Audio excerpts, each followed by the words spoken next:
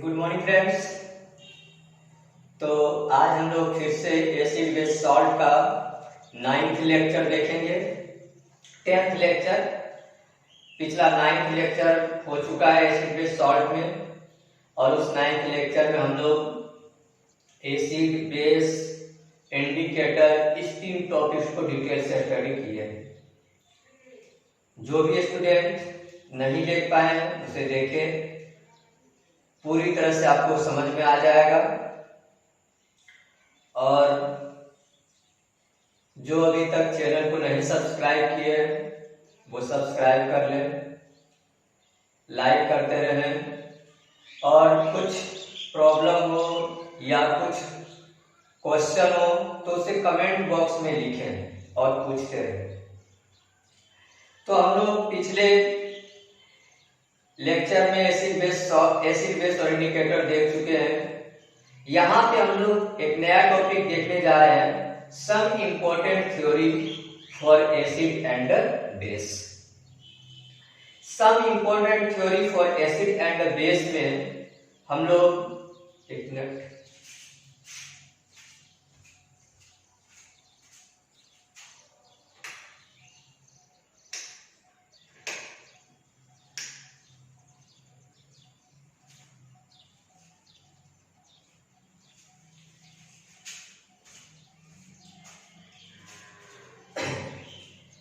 तो some important theory of acid और base के लिए हम लोग 3 थ्योरीज में पढ़ते हैं, आर्हेनियस थ्योरी, ब्रोंस्टेन-लोरी थ्योरी और लीविस थ्योरी।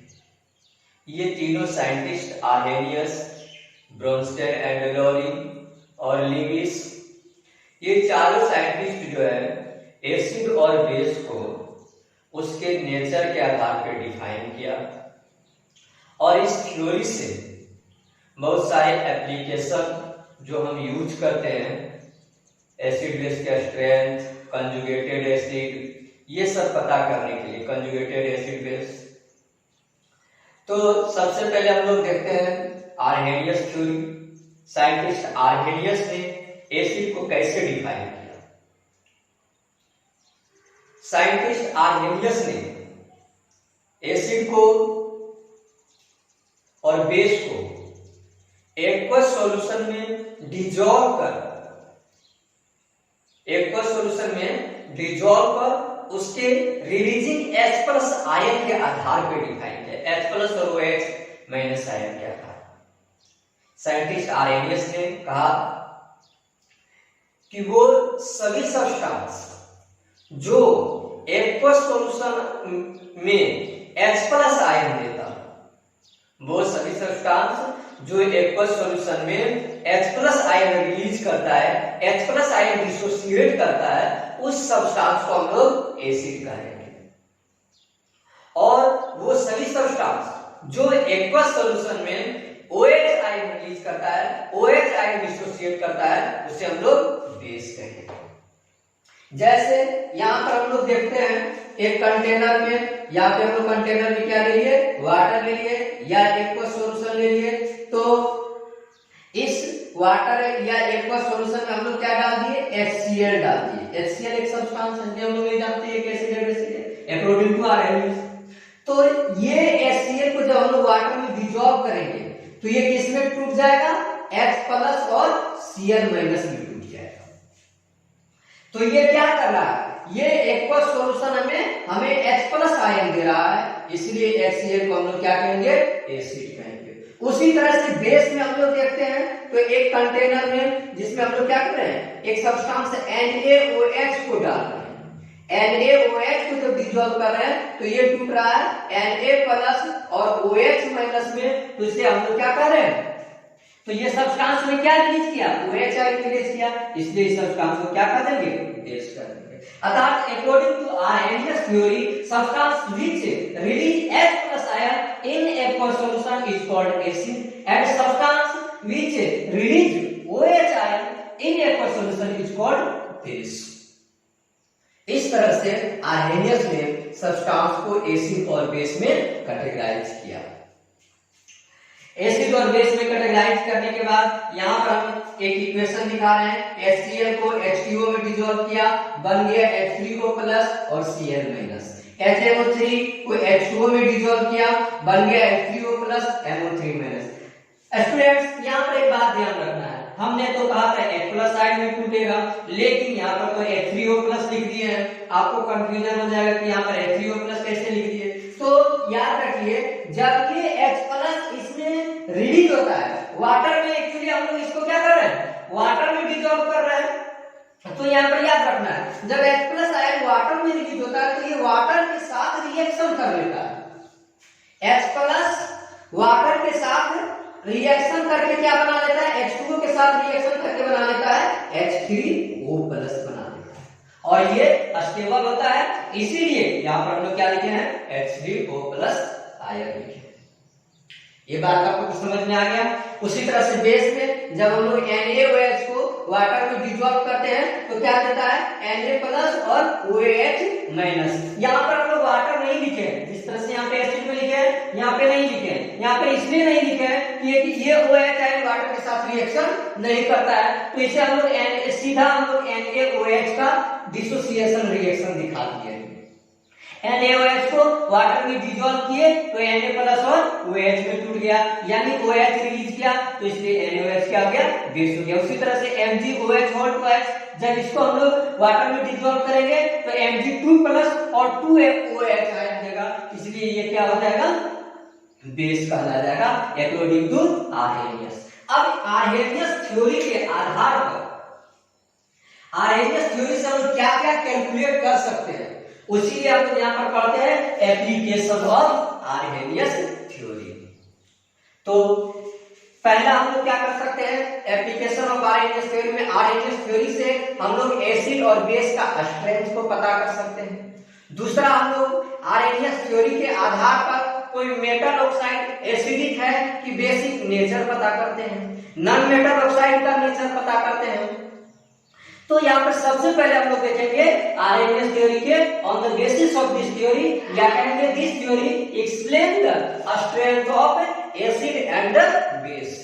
तो ये थ्योरी एसिड और बेस का स्ट्रेंथ कैसे एक्सप्लेन करता है, तो उसके लिए हम लोग टॉपिक्स पढ़ते हैं, degree of ionization.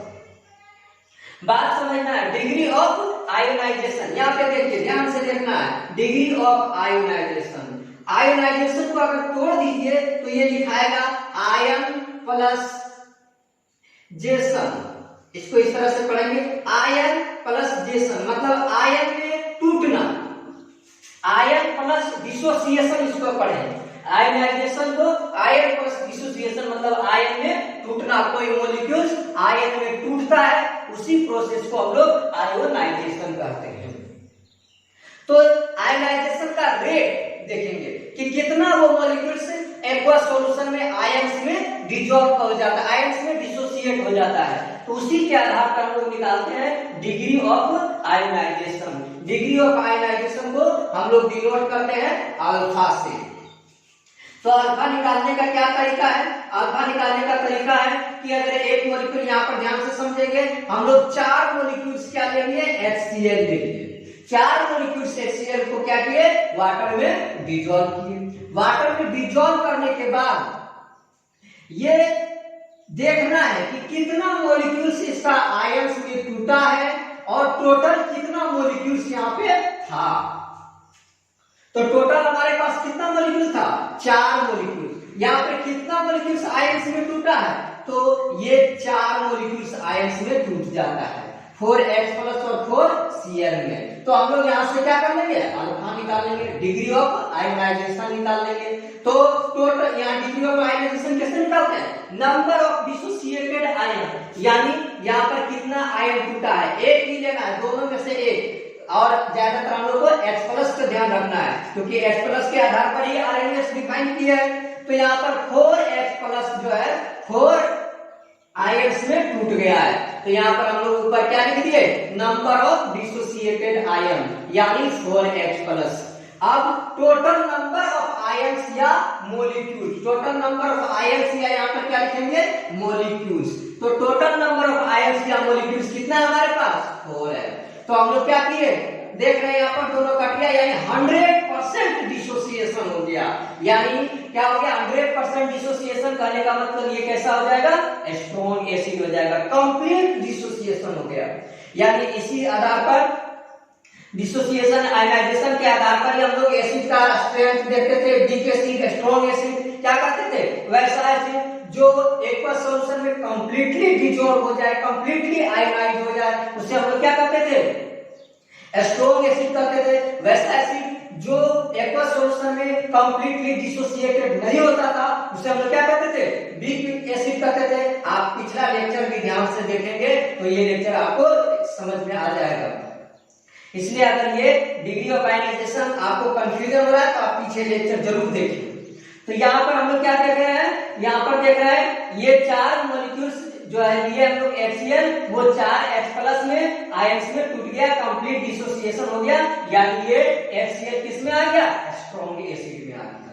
Degree of ionization, तो यहाँ पे डिग्री ऑफ आयनाइजेशन निकालेंगे, देखेंगे for strong acid and base, alpha जो है स्ट्रॉन्ग एसिड और स्ट्रॉन्ग बेस के लिए कितना होना चाहिए?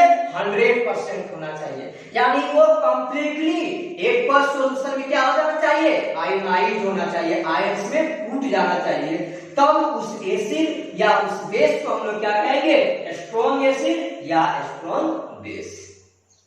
एसिड जब कंप्लीटली आयनाइज होगा तो वो H+ आयन देगा, बेस जब कंप्लीटली आयनाइज होगा तो वो OH आयन देगा।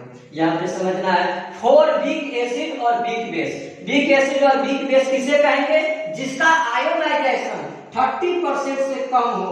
यानी अगर कहा जाए कि हम इसको क्या किए, 10 मॉलिक्यूल्स HCl ले लिए, हालांकि HCl पर ये एग्जांपल गलत हो जाएगा, हम लोग यहाँ पर क्या करते हैं, 10 मॉलिक्यूल H2CO3 ले लेते हैं, कार्बोनिक एसिड ले लेते हैं, तो वो क्या होगा? इसमें से मान 10 मॉलिक्यूल लेने पर ये क्या होगा? 3 मॉलिक्यूल से कम, 2 ही मॉलिक्यूल्स क्या टूटा? 2H+ में टूटा और CO3- में टूटा। तो क्या होगा? यहाँ पर बाकी 8 मॉलिक्यूल्स बच गया। तो जब इसका हम डिग्री ऑफ आयनाइजेशन निकालेंगे तो ये क्या होगा? 30% से कम होगा। तो कोई भी एसिड या कोई भी बेस जिसका डिग्री ऑफ आयनाइजेशन 30% से कम होगा उसे हम लोग क्या कहेंगे? वीक एसिड या वीक बेस कहेंगे। तो डिग्री ऑफ आयनाइजेशन के आधार पर हम लोग एसिड को निकाल लेंगे कि वो स्ट्रॉन्ग एसिड है कि वीक एसिड है। आप यहाँ से निकाल भी सकते, क्वेश्चन दिया हुआ रहेगा कि एक एसिड है जो इतना मॉलिक्यूल दिया गया है, इसका इतना मॉलिक्यूल्स आयंस में टूट रहा है, तो उसका डिग्री ऑफ आयनाइजेशन बताइए और बताइए कि वो स्ट्रॉन्ग एसिड है कि वीक एसिड है। तो हम लोग इसी फार्मूला के आधार पर इसको आप बक्सा में बंद कर लीजिए अच्छा से, और बीच बीच में निकाल करके देखते रहना है, यानी कि रिवीजन करते रहना है। तो इसी फार्मूला के आधार पर हम लोग उसको बता सकते हैं। दूसरा क्या करता है? It explain. अब दूसरा एप्लीकेशन देख रहे हैं, आरएनएस थ्योरी से हमें क्या पता चलता है? It explain non metal oxide is acidic nature. हम पहले ही बता चुके हैं कि मेटल ऑक्साइड का नेचर कैसा होता है? बेसिक नेचर होता है। नॉन मेटल ऑक्साइड का नेचर एसिडिक नेचर का होता है। तो ये आरएनएस थ्योरी के द्वारा ही पता चल पाता है कि ये नॉन मेटल ऑक्साइड कैसा नेचर शो करता है? एसिडिक नेचर शो करता है। कैसे पता चलता है? CO2 गैस को जब हम लोग हाई प्रेशर पर वाटर में डिसॉल्व करेंगे तो ये वाटर में बना लेगा H2CO3। वाटर में क्या बना लेगा? H2CO3 बना लेगा। फिर जैसे ही प्रेशर हम लोग कम करेंगे वाटर में तो ये टूट जाएगा किसमें? 2H+ और CO3 2- में। किसमें टूट जाएगा? 2H+ और CO3 2- में। तो हम लोग क्या पता कर लिए कि ये जो CO2 है, ये CO2 किस तरह का नेचर शो कर रहा है? ये CO2 नेचर शो कर रहा है, एसिडिक नेचर शो कर रहा है। वाटर में डिसॉल्व कर रहे हैं तो H2CO3 बना लेता है कार्बोनिक एसिड, और ये टूट जाता है किसमें? 2H+ और CO3 2- में। तो यानी कि हमको क्या दिया? H+ आयन दिया, और H+ आयन दिया तो क्या हो गया? ये CO2 एसिड हो गया। उसी तरह से मेटल ऑक्साइड कैसा नेचर शो करता है? तो बेसिक नेचर शो करता है। क्या किए? CaO कैल्शियम जो कि मेटल है, इसका ऑक्साइड CaO में कैल्शियम ऑक्साइड को जब हम लोग वाटर में डिसॉल्व किए तो ये क्या बनाया, कैल्शियम हाइड्रोक्साइड बनाया, कैल्शियम हाइड्रोक्साइड अब हाई प्रेशर पे। और जब इसको फिर से हम लोग थोड़ा प्रेशर कम किए तो ये डिसोसिएट हो गया Ca2+ और 2OH आयन में। तो हम लोग क्या देख रहे हैं, कैल्शियम वाटर में रिएक्शन करके हाई प्रेशर पर ये 2OH आयन भी देता है, तो इसलिए ये कैल्शियम ऑक्साइड कैसा हो जाएगा, कैसा नेचर शो करेगा, मेटल ऑक्साइड नेचर शो करेगा। बच्चों फिर से ध्यान देना है, यहाँ पे ये नॉन मेटल ऑक्साइड कैसा नेचर शो कर रहा है, एसिडिक नेचर। कैसे पता चल रहा है, क्योंकि यहाँ पर क्या कर रहे हैं हम लोग, CO2 को H2O में डिसॉल्व कर रहे हैं हाई प्रेशर पर। हाई प्रेशर पर जैसे ही डिसॉल्व किए तो ये क्या बना लिया, H2CO3 बना लिया। और जैसे ही इसका प्रेशर थोड़ा सा कम किए तो ये फिर H2CO3 टूट जाता है किसमें, 2H+ और CO3 2- में। तो यानी ये CO2 वाटर के साथ मिल करके ये वाटर में 2H+ आयन दे रहा है, इसीलिए हम लोग कहेंगे कि ये CO2 कैसा नेचर शो करेगा, एसिडिक नेचर शो करेगा। उसी तरह से ये मेटल ऑक्साइड वाटर के साथ हाई प्रेशर पर या कैटलिस्ट के आधार से मिल करके ये रिएक्शन क्या, कैटलिस्ट में प्रेजेंस होने पर ये रिएक्शन क्या बना, रिएक्शन करके बना लिया कैल्शियम हाइड्रोक्साइड। और इस कैल्शियम हाइड्रोक्साइड को जब फिर से प्रेशर हम लोग कम करेंगे तो ये टूट जाएगा Ca2+ और 2OH- में। तो हम लोग क्या कहेंगे कि ये कैल्शियम ऑक्साइड वाटर में जाने पर ये क्या प्रोड्यूस करता है, 2OH आयन प्रोड्यूस करता है। इसलिए कैल्शियम ऑक्साइड यानी कि और जितने भी मेटल ऑक्साइड होंगे वो सारा मेटल ऑक्साइड कैसा नेचर शो करेंगे, बेसिक नेचर शो करेंगे। Non metal oxide acidic nature, metal oxide basic nature, और हम लोग आरएनएस थ्योरी के आधार पर स्ट्रॉन्ग एसिड और strength of acid and base को भी कैलकुलेट कर लेते हैं। अब इसका हम लोग देखेंगे डिसएडवांटेज। आप जल्दी से इसका स्क्रीनशॉट ले लें और स्क्रीनशॉट लेने के बाद हम लोग फिर से इसको मिटा के डिसएडवांटेज देखेंगे।